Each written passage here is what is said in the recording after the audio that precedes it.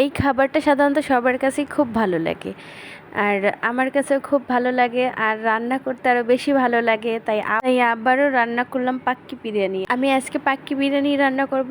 এখানে 2 কেজি গরুর মাংস নিয়েছি, আর মাংসের সাইজটা আমি একটু বড় করে কেটে নিয়েছি, কারণ আমি পাক্কি বিরিয়ানিটা রান্না করব তাই।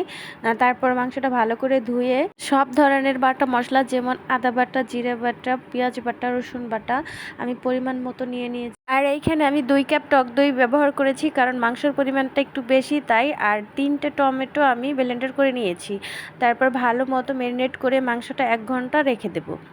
এরপর আমি পেঁয়াজগুলো ভেজে বেরেস্তা বানিয়ে নিলাম, আর পেঁয়াজ ভাজা তেলের মধ্যে এখন ভালো করে মাংসটা কষিয়ে নেব। আর মাংসটা ভালো করে কষিয়ে নেব, কারণ এখানে মাংসের পিসটা আমি বড় করে দিয়েছি। আর যেহেতু আমি পাক্কি বিরিয়ানি রান্না করব, সেহেতু আগের থেকে মাংসটা একটু ভালো করে রান্না করতে হবে।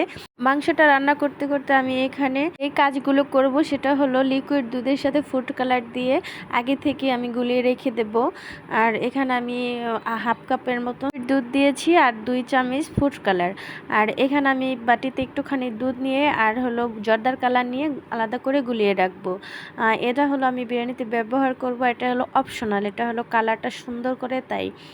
আর এদিক দিয়ে আমার মাংসটা প্রায় হয়ে এসেছে, তাই কাচ্চি বিরিয়ানির যে গুঁড়ো মশলাটা সেটা আমি দিয়ে দিলাম এখানে। অন্যদিকে একটা পাতিলাতে পানি ফুটিয়ে নিয়ে কাচ্চি বিরিয়ানির যে আনাম মশলাটা থাকে সেটা আমি দিয়ে দিলাম। আরও দিয়ে দিলাম 1 কাপের মতো সাদা সয়াবিন তেল, আরও দেবো 1 টুকরা লেবুর রস, যাতে ভাতটা শক্ত থাকে, ভাতটা ভেঙে না যায়। আরও দেবো পরিমাণ মতো লবণ। আর এই দেখুন আমার মাংসটা রান্না করা হয়ে গেছে, আর কালারটা কত সুন্দর এসেছে। এবার আমি ফুটন্ত গরম পানিতে দিয়ে দেব চাল। আমি এই চালটা প্রায় 1 ঘন্টা ভিজিয়ে রেখেছি, আর ভিজানোর কারণে ভাতটা ঝরঝরে থাকবে এবং ভাঙবে না। এখন আমি বড় একটা পাতিলা নিয়ে নিয়েছি, আর পাতিলার মধ্যে রান্না করা গোশটা দিয়ে দিলাম। এরপর দিয়ে দেব পেঁয়াজের বেরেস্তা। আমি এখানে অর্ধেকটা পেঁয়াজের বেরেস্তা মাংসের উপর দিয়ে দেব। আর বিরিয়ানিতে বেশি পেঁয়াজের বেরেস্তা ব্যবহার করলে বিরিয়ানির টেস্টটা অনেক ভালো হয়। এরপর দিয়ে দেব আস্তে আস্তে কয়েকটা কাঁচামরিচ ফ্লেভারের জন্য।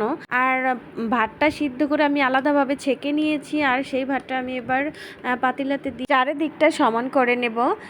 এতে বিরিয়ানি দমে দিলে ভালো হবে। এরপর দিয়ে দেব পেঁয়াজের বেরেস্তা, আরও দিব কিশমিশ।